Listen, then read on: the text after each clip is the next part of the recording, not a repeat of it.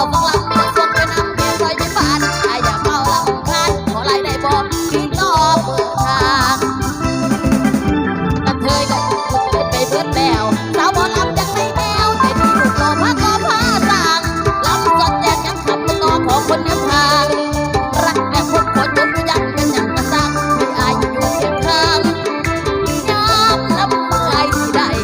บ่นอมักแล้วพออีหลอได้พี่มักแล้วพี่ได้พอสิได้บอกขอถามซ้ำคำว่าขอฟังลำละไปนั่งได้บอกตัวติดต่อละพี่บ่รอคนจะสิโอเคแล้วแค่รอขอกันได้แค่ดอกแดงกันตื่นที่นั่นสุดมือแต่ใจมาต่อจะขึ้นสะอ้อนหน้ามือแต่พอบักฟังลำก็อยากสิขอไปนำอยู่บ้านเจ็บบุรีสนิทมันจรวดบอกให้บ้านจัดยังได้เพื่อนง่ายเข้ามาป่านนี้มาผ่านน้องกับพี่เลิกหานจะที่อายไปหัวใจแล